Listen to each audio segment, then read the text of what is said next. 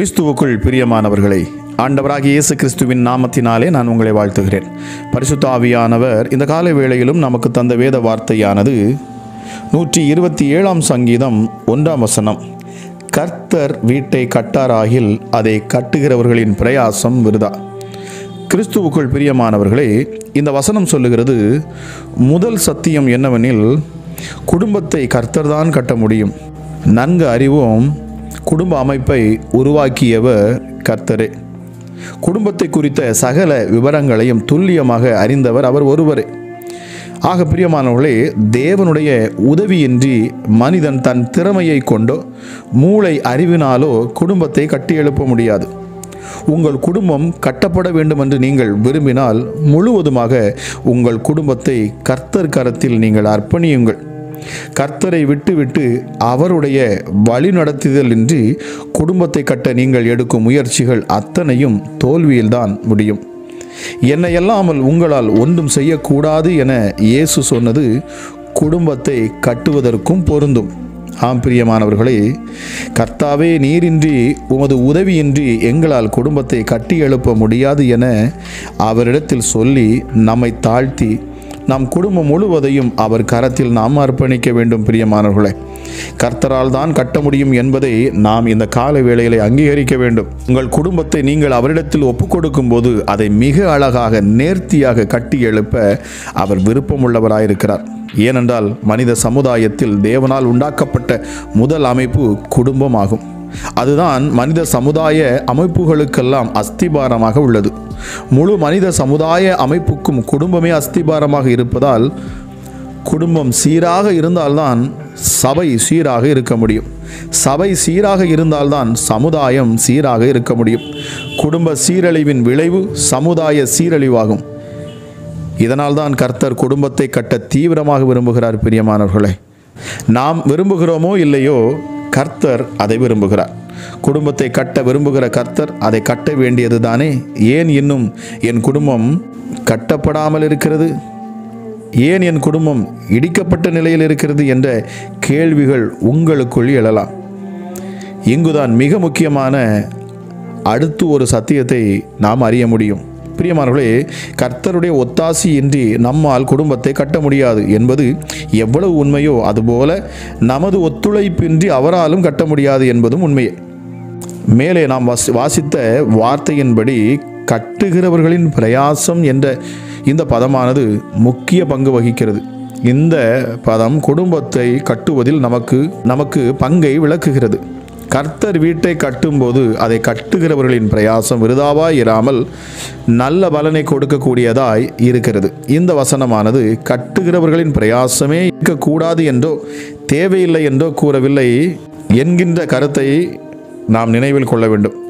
ஆவியாய் இருக்கிற தேவன் சரீரத்தில் வாழ்கிற நம்மை கொண்டுதான் இந்த பூமியில் குடும்பத்தை கட்டுவது உட்பட எதையும் செய்ய முடியும். எனவே குடும்பத்தை கட்டி எழுப்புவதில் கர்த்தரோடு இணைந்து செயல்படுவது அவசியமாக இருக்கிறது.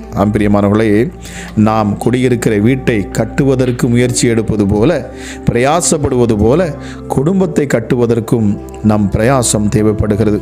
ஒரு வீட்டை கட்டுவதற்கு பலவிதமான மூலப்பொருட்களை பயன்படுத்துகிறோம். கல், மணல், சிமெண்ட் போன்ற இன்னும் பல பொருட்கள் இன்றி வீடு கட்டப்பட முடியாது. அதுபோலவே குடும்பத்தை கட்டி எழுப்புவதற்கும் சில மூலப்பொருள்கள் உண்டு. அவைகளின்றி நம் குடும்பம் கட்டி எழுப்பப்பட முடியாது. குடும்பத்தை கட்டுவதற்கான அந்த மூலப்பொருட்கள் என்ன, அவை எப்படி, எங்கே பெறலாம், அந்த பொருளை கொண்டு நாம் குடும்பத்தை கட்டுவது எப்படி போன்ற சத்தியத்தையும் நாம் அறிந்து கொள்ள வேண்டும். பிரியமானவர்களே, நிச்சயமாகவே எல்லாவற்றுக்கும் மேலாக ஒரு குடும்பத்தை கட்டுவதற்கு அங்கு தேவையானது அன்பு. ஒரு குடும்பத்திற்கு தேவையானது மன்னிப்பு. இந்த குடும்பத்திற்கு தேவையானது ஒருவருக்கு ஒருவர் விட்டு கொடுப்பது. நிச்சயமாக இந்த அதிகாலை வேளையில் கேட்டுக்கொண்டிருக்கிற உங்கள் குடும்பங்களையும் என் ஆண்டவராக இயேசு நிச்சயமாகவே இந்த வார்த்தையின்படி நீங்கள் விசுவாசித்து செயல்படுவீர்கள் என்று சொன்னால் உங்கள் குடும்பம் மீண்டும் கட்டப்படும். உங்கள் குடும்பத்தில் இருக்கிற ஒவ்வொருவரையும் மன்னியுங்கள். உங்கள் குடும்பத்தில் இருக்கக்கூடிய ஒவ்வொரு நபர்கள் மேலும் காணக்கூடிய உங்கள் கசப்புகளை நீங்கள் நீக்கிவிட்டு நீங்கள் ஒவ்வொருவரையும் நேசியுங்கள். என் தேவன் உங்கள் குடும்பங்களை கட்டி எழுப்புவார். ஜெபிக்கலாமா? எங்கள் அன்பின் பரலோக தகப்பனே, இந்த அதிகாலை வேளைக்காக உமக்கு நன்றி செலுத்துகிறேன். அப்பா, குடும்பத்தை குறித்து, அப்பா, குடும்பம் கட்டப்படுவதை குறித்து நீர் சொன்ன வார்த்தைகளுக்காக நன்றி செலுத்துகிறேன். பரிசுத்த ஆவியானவரே, இந்த அதிகாலை வேளையிலும் அப்பா இதை கேட்ட ஒவ்வொரு பிள்ளைகளுடைய குடும்பங்களும் கட்டப்படட்டும் அப்பா. அநேக குடும்பங்கள் இன்று பிரிந்து கிடக்கிறது. ஆமாம் ராஜா சபை உடைக்கப்பட்ட நிலையில் இருக்கிறது. அநேக பிரிவினைகள் கணவன் மனைவிக்குள் உண்டாகிறது. ஆமாம் ராஜா இயேசுவே, பிள்ளைகளுக்கும் பெற்றோர்களுக்கும் மத்தியில் விரிசல்கள் உண்டாகிறது. பிசாசானவன் தந்திரமாய் செயல்படுகிற அப்பா ஒவ்வொரு காரியத்திலிருந்தும் உடைய பிள்ளைகளை நீர் விடுவிப்பீராக ராஜா. குடும்பத்திற்குள் பொறாமை, எரிச்சல், கோபம், பெருமை இவையெல்லாம் வராதபடிக்கு ஒருவருக்காக ஒருவர் ஜெபிக்கவும், ஒருவரை ஒருவர் மன்னிக்கவும், ஒருவருக்கு ஒருவர் விட்டு கொடுக்கும் தன்மையும் அளவில்லாமல் ஒவ்வொரு குடும்பங்களிலும் ஊற்றப்படட்டும் அப்பா. பிரிவினையை கொண்டு வருகிற எல்லா சத்துருவின் கிரியைகளும் இயேசுவின் நாமத்தில் முழுவதுமாக அழிக்கப்பட்டு போவதாக. பரிசுத்த ஆவியானுடைய வல்லமை இந்த அதிகாலை வேளையிலும் இதை கேட்டுக்கொண்டிருக்கிற ஒவ்வொரு குடும்பங்களின் மேலும் இறங்கட்டும் என்று நான் ஜெபிக்கிறேன். பிரிந்து போன குடும்பங்கள் ஒன்று சேருவதாக இயேசுவின் நாமத்தினாலே.